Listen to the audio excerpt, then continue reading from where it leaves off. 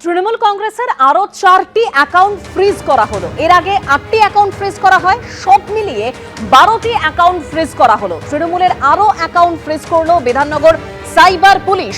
জয়নগরে তৃণমূল বিধায়ক বিশ্বনাথ দাসের করা অভিযোগের ভিত্তিতে তদন্ত শুরু করেছিল পুলিশ। কি তথ্য পাওয়া যাচ্ছে পুলিশ সূত্রে আমরা জানবো। আমাদের প্রতিনিধি ময়ূক চক্রবর্তী রয়েছেন আমাদের সঙ্গে। ময়ূক, দেখো, দেবস্মিতা কিছুদিন আগে জয়নগরের বিধায়ক তিনি একটি লিখিত অভিযোগ দায়ের করেন, যার প্রেক্ষিতে বিধাননগর কমিশনারেটের অন্তর্গত বিধাননগর সাইবার পুলিশ স্টেশন তারা তদন্ত শুরু করে এবং তদন্তের শুরুতেই তারা ব্যাংকের থেকে লেনদেন সংক্রান্ত যা নথি সেগুলো নেয়, সেগুলো তারা এক্সামিন করা শুরু করে এবং এই কেসে যিনি কমপ্লেনেন্ট ছিলেন এবং সঙ্গে আরো বেশ কয়েকজন তাদের স্টেটমেন্ট রেকর্ড সেটাও পুলিশের তরফ থেকে ইতিমধ্যেই করা হয়। এর আগে 8খানা অ্যাকাউন্ট তৃণমূল কংগ্রেসের, সেটা বিধাননগর কমিশনারেটের সাইবার ক্রাইম শাখা তারা ইতিমধ্যেই ফ্রিজ করেছে। কমিশনারেট সূত্রে খবর যে গতকাল আরো 4টে অ্যাকাউন্ট তৃণমূল কংগ্রেসের সেগুলো কিন্তু ফ্রিজ করা হলো। এখনো পর্যন্ত মোট 12টা অ্যাকাউন্ট যেটা তৃণমূল কংগ্রেসের সেটা বিধাননগর কমিশনারেট ফ্রিজ করেছে। মূলত এখানে প্রচুর টাকা লেনদেন হয়েছে, সেই লেনদেন সংক্রান্ত তথ্য, কোথা থেকে টাকা এলো, টাকার উৎস কি, এই সংক্রান্ত তথ্য ইনভেস্টিগেশনে বিধাননগর সাইবার পিএস করছে এবং সেই তদন্তে নেমেই আরো 4টে অ্যাকাউন্ট ফ্রিজ করা হয়েছে। ইতিমধ্যেই অভিযোগকারীদের বিবৃতিও নেওয়া হয়েছে, বয়ান রেকর্ড হয়েছে এবং তদন্ত প্রক্রিয়া, এই স্টেটমেন্ট রেকর্ড যেগুলো করা হয়েছে বা তথ্য নেওয়া হয়েছে সেগুলো এক্সামিন করে শুরু হয়েছে, এমনটাই কমিশনারের সূত্রে খবর। ধন্যবাদ ময়ূক। কণ্ঠস্বরের নমুনা দিতেই হবে অভিষেক বন্দ্যোপাধ্যায়কে, নির্দেশ বিচারপতি সৌগত ভট্টাচার্য। 15ই জুলাই দুপুর 12টায় হাজিরা দিতে হবে অভিষেক বন্দ্যোপাধ্যায়কে।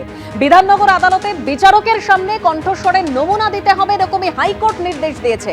আদালতের চাপে এবার মামলা প্রত্যাহার করে নিলেন অভিষেক বন্দ্যোপাধ্যায়। কণ্ঠস্বরের নমুনা দেওয়ার নির্দেশকে চ্যালেঞ্জ করে মামলা দায়ের করা হয়েছিল, সেই মামলা প্রত্যাহার অভিষেক বন্দ্যোপাধ্যায়ের। কবে গলার স্বর দেবেন অভিষেক বন্দ্যোপাধ্যায়ের আইনজীবীকে প্রশ্ন করেছেন মাননীয় বিচারপতি সৌগত ভট্টাচার্য। সবকিছুর একটা সীমা আছে, মন্তব্য বিচারপতি সৌগত ভট্টাচার্য। বিচারক একটা নির্দেশ জারি করেছে, সেটা মানতে আপনি বাধ্য। অভিষেক বন্দ্যোপাধ্যায়ের আইনজীবীকে উদ্দেশ্য করে মন্তব্য বিচারপতি সৌগত ভট্টাচার্য। দৃষ্টান্তমূলক আর্থিক জরিমানা করা হবে, মন্তব্য করেছেন বিচারপতি।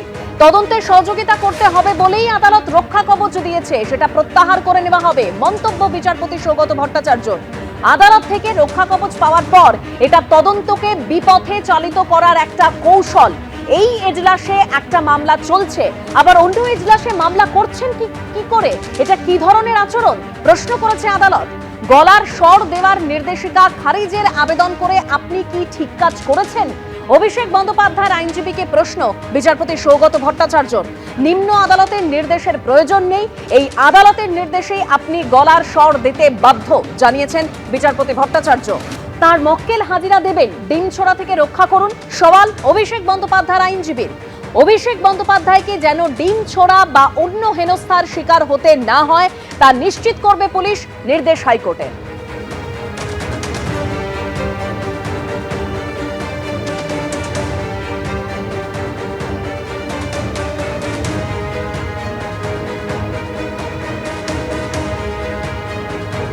বিভিন্ন সময় অর্থাৎ প্রচারের সময় বিধানসভা নির্বাচনে এই ডিজে নিয়ে ঠিক কি মন্তব্য করেছিলেন অভিষেক বন্দ্যোপাধ্যায়, শুনুন। 4 তারিখ মমতা বন্দ্যোপাধ্যায় যতই উদার হোক, আরামবাগের স্টিয়ারিং আমার হাতে থাকবে। ডিজে তো বাজবেই, এমন জোরে বাজবে কান ঝালাফালা করে দেবো। 4 তারিখ জবাব হবে। মমতা ব্যানার্জির উদারতা, অনেক উদারতা হয়েছে। 4 তারিখ ফল ঘোষণা হবে, রবীন্দ্রসঙ্গীতের সাথে ডিজেও বাজবে, এবার বলে দিয়ে গেলাম। যারা মানুষের প্রতি অবিচার করেছে, মানুষকে অপমানিত করেছে, তাদের জন্য এবার রবীন্দ্রসঙ্গীত না, এবার 4 তারিখ ডিজে বাজবে। তৈরি থাকো। 4 তারিখ সন্ধে অবধি অপেক্ষা করতে হবে না, 1টার পর থেকে ডিজে বাজবে রবীন্দ্রসঙ্গীতের সুরে। কে কত বড় নেতা আমি তালিকা তৈরি করে রেখেছি। ব্লক ধরে ধরে, পঞ্চায়েত ধরে ধরে সুদে আসলে হিসেব হবে। 4 তারিখ কিন্তু রবীন্দ্রসঙ্গীতের সাথে ডিজে বাজবে। মনোযোগ দিয়ে আমার কথা শুনবে। 16, 17, 18, 19 যদি কোনো বিজেপির নেতা ইআরও অফিসে ফর্ম জমা দিতে আসে 10টার বেশি, তাহলে রবীন্দ্রসঙ্গীতের সাথে একটু ডিজেও বাজিয়ে দিয়ে ডিজেও শুনিয়ে দেবে। অর্থাৎ হাইকোর্টের যা নির্দেশ যে কণ্ঠস্বরের নমুনা অভিষেক বন্দ্যোপাধ্যায়কে দিতেই হবে, এ নিয়ে মন্ত্রী ইন্দ্রনীল খাঁ কি বলেছেন শোনাবো। যার ভয় যে মিডিয়া থেকে পালিয়ে বেড়ায়, মানুষের কাছ থেকে মানুষ জবাব চাইলে তার উত্তর দেয় না, দীর্ঘদিন ধরে সে এখন সম্মানীয় কোর্ট যখন নির্দেশ দিচ্ছে তারপরেও সহযোগিতা করছে না, তো বুঝতেই পারছেন এটা সবাই জানে যে ভয় কাদের হয়। যারা চোর তাদের ভয় হয়, যারা ডাকাত তাদের ভয় হয়, যারা সৎ মানুষ তারা কখনো আইনকে ভয় পায় না। আইনের রক্ষক, আইনের যারা আইন শৃঙ্খলা দেখেন, পুলিশ প্রশাসন, সিআইডি, পুলিশের থেকে কখনো সাধারণ মানুষ ভয় পায় না। সাধারণ মানুষ আশাবাদী হয় যে পুলিশ আছে, পুলিশ প্রশাসন সাধারণ মানুষের জন্য। সেখানে যিনি ভয় পাচ্ছেন বুঝতে হবে তার মন কোন দিকে আছে। আর অন্যদিকে অভিষেক বন্দ্যোপাধ্যায় ডায়মন্ড হারবার মডেলের যে অন্যতম কর্মসূচি সেবাশ্রয়, তা ঘিরে এবার নতুন অভিযোগ। সেবাশ্রয় কর্মসূচিতে দেখিয়ে আরো বেশি অসুস্থ হয়ে পড়েন এক মহিলা। অভিযোগ দায়ের করা হয় নার্ভের চিকিৎসা করাতে গিয়ে সেবাশ্রয়ের দেওয়া ওষুধ খেয়ে অসুস্থ হয়ে পড়েছেন, এরকমই দাবি পরিবারের। থানায় অভিযোগ দায়ের ওই মহিলা মালতী বিশ্বাসের পরিবারের। থানায় অভিযোগ করার সময় পরিবারের সঙ্গে ছিলেন বিজেপি নেতা অভিজিৎ দাস ববি। রবীন্দ্রনগর থানা এলাকায় এক মহিলার সঙ্গে ঘটেছে এমন ঘটনা। সেবাশ্রয় কর্মসূচিতে হওয়া গাফিলতির জেরেই অসুস্থ মালতী বিশ্বাস, অভিযোগ বিজেপি নেতার। আবারও সেবাশ্রয় নিয়ে অভিযোগ। এবার অভিযোগ দায়ের হলো রবীন্দ্রনগর থানাতে। অভিযোগ দায়ের করলেন রবীন্দ্রনগরেরই এক বাসিন্দা মালতী বিশ্বাস। মালতী দেবী তিনি গিয়েছিলেন সেবাশ্রয় ক্লিনিকে। তার সমস্যা ছিল হাঁটুর যন্ত্রণা। তিনি ডাক্তার দেখাতে যান। সেবাশ্রয় ক্যাম্পের ডাক্তাররা জানিয়ে দেন যে তার পায়ের সমস্যা রয়েছে, ওষুধ খেতে হবে। তার কাছে যে ডকুমেন্টস রয়েছে তা বলছে যে তিনি সেবাশ্রয় ক্যাম্পে গিয়েছিলেন গত বছরের অর্থাৎ 2025-এর ফেব্রুয়ারি মাসের 6 তারিখ। 6 তারিখ তাকে ওষুধ দেওয়া হয়, তিনি সেই ওষুধ খেতে শুরু করেন, ব্যথা কমে না। আবার তিনি 8 তারিখ সেবাশ্রয়ের মডেল ক্যাম্পে যান এবং তারপর সমস্যা কমে না। তাকে চিকিৎসকরা যে ওষুধ দেন সেই ওষুধ তিনি গোটা ফেব্রুয়ারি মাস, গোটা মার্চের 19 তারিখ পর্যন্ত গত বছরের খেয়ে গিয়েছিলেন। তারপরে যখন তিনি আবার যান তখন তাকে বলা হয় যে সরকারি হাসপাতালে রেফার হতে হবে, সরকারি হাসপাতালে যেতে হবে। তারপর প্রথমে এমআর বাঙ্গুর, তারপর ন্যাশনাল মেডিকেল কলেজ হাসপাতাল। সেখানে গিয়ে অস্ত্রোপচারের পর তার ডান পা হাঁটুর নিচ থেকে বাদ দিতে হয়। এখন তার সম্বল বলতে এই নকল পা এবং এই যে তার চলার সম্বল, হাঁটাচলা করার জন্য ঘরের মধ্যে এই ওয়াকার, এবং আমরা দেখতে পাচ্ছি যে তার এখানে হাঁটা চলার জন্য অন্যান্য সরঞ্জাম। এই এক পা নিয়ে তিনি প্রতিবন্ধী সার্টিফিকেট জোগাড় করে ঘরে রয়েছেন। তিনি গিয়েছিলেন তার পরিবারের সদস্যদের নিয়ে অভিষেক বন্দ্যোপাধ্যায়ের সঙ্গে দেখা করে একটা বিহিত করতে। তিনি চাইছিলেন যে এই সমস্যাটা অভিষেক বন্দ্যোপাধ্যায় শুনুন এবং তিনি একটা ব্যবস্থা করুন। কিন্তু দিনের পর দিন 4 বার 5 বার, কখনো কালীঘাটের বাড়িতে, কখনো ডায়মন্ড হারবারের অফিসে, কখনোই অভিষেক বন্দ্যোপাধ্যায় পর্যন্ত পৌঁছানো যায়নি। কখনো সুমিত রায়, কখনো অয়ন ঘোষ দস্তিদার পর্যন্ত গিয়ে আটকে যেতে হয়েছে। অভিষেক বন্দ্যোপাধ্যায়কে অভিযোগ জানানোর সুযোগটাও তারা পাননি। আর তাই এবার সরাসরি থানায় অভিযোগ দায়ের। অভিষেক বন্দ্যোপাধ্যায়ের নাম তাতে রয়েছে আরো অনেকের নাম যারা এই অঞ্চলে সেবাশ্রয় ক্যাম্পের সঙ্গে যুক্ত ছিলেন। তারা চাইছেন এই ঘটনাটা তদন্ত করুক পুলিশ। আর এই নিয়ে সেবাশ্রয়ের নানান কেলেঙ্কারির 4টি অভিযোগ জমা পড়ল বিভিন্ন থানাতে। প্রথমে ডায়মন্ড হারবার, তারপর বিষ্ণুপুর, তারপর পারুলিয়া কোস্টাল থানা, আর এবার রবীন্দ্রনগর। সেবাশ্রয়ের জল কোন দিকে গড়ায় সেদিকেই এখন নজর। বারাসাত মেডিকেল কলেজের অব্যবস্থায় ক্ষুব্ধ স্বাস্থ্যমন্ত্রী। হাসপাতাল ভবনের বিভিন্ন অংশে ছাদ ভাঙা, যেখানে সেখানে বিড়াল ঘুরে বেড়াচ্ছে। হাসপাতালের সাফাইয়ের অবস্থাও ভালো নয়।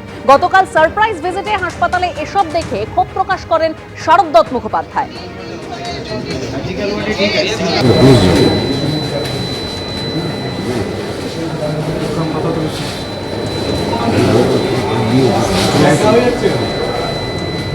দেখাচ্ছি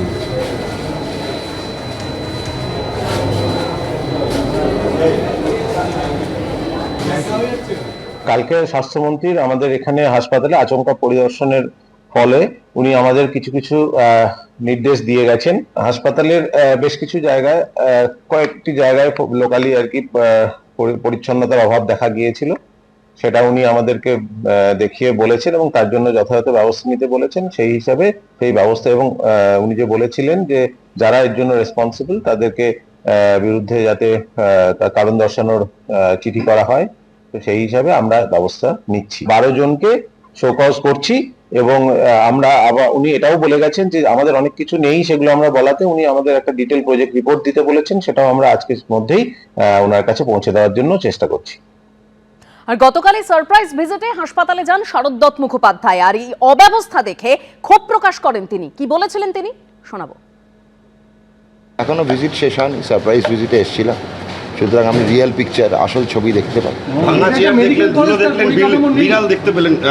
না, বাথরুমের অবস্থা আরও সাংঘাতিক, শোচনীয়। ও যা বালতি আছে ওখানে মানে জঞ্জালে কেউ রাখবে না, সেটা রুগীদের দেওয়া হয়েছিল দেখে মেডিকেল কলেজে এরকম পরিকাঠামো কি বলবেন? তো সেটাই তো, সেই ঠিক করার জন্যই আসা। কাউকে দোষ দিয়ে লাভ নেই, পশ্চিমবঙ্গ রাজ্য সরকারের দোষ, সে রাজ্য সরকারে যেই থাকুক না কেন, এখন দোষ আমার কাঁধে।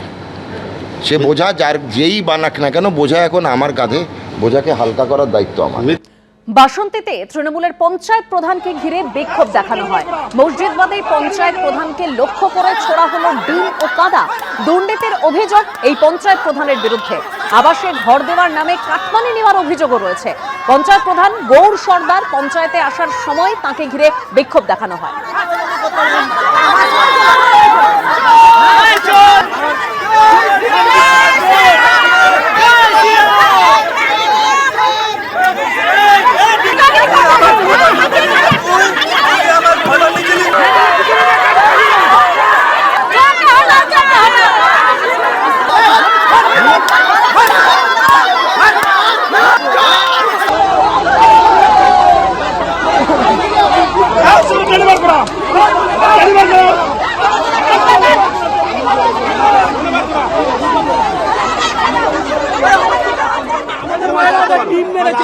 আর কি করেছেন?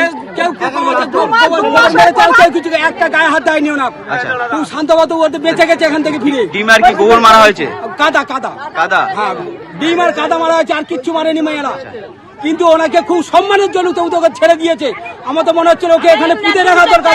যা অবস্থা করছে এখানে মা বোনদের উপরে অত্যাচার করেছে।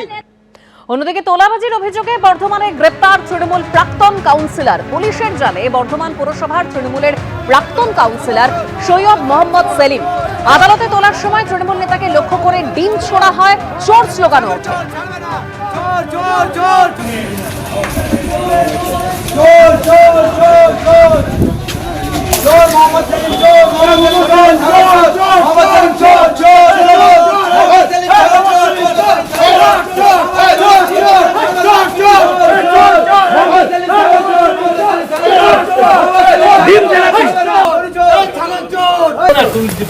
বলছে তো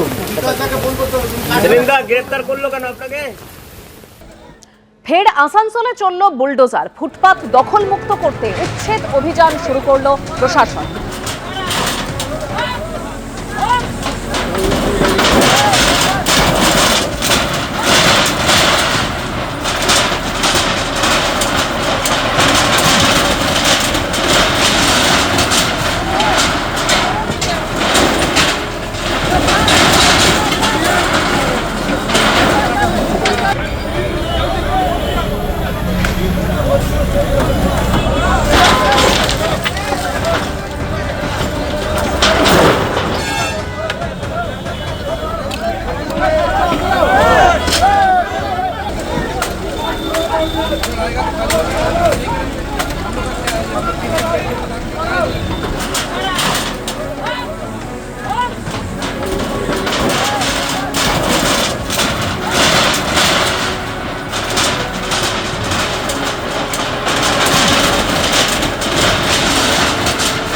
ফুটপাত দখলমুক্ত করতে উচ্ছেদ অভিযান প্রশাসনের। ফের আসানসোলে চলল বুলডোজার।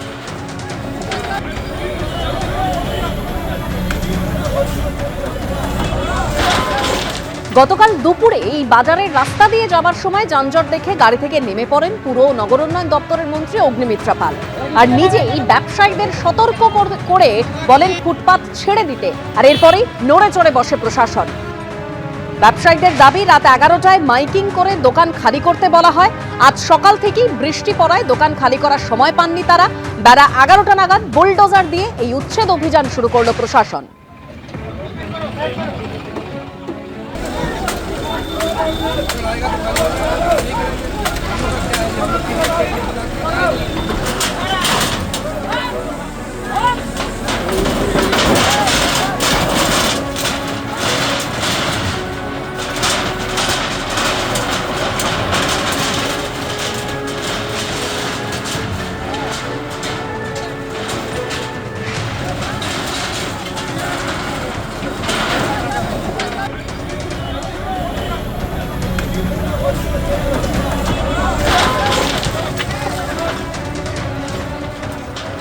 এবিপি আনন্দ, এগিয়ে থাকে, এগিয়ে রাখে।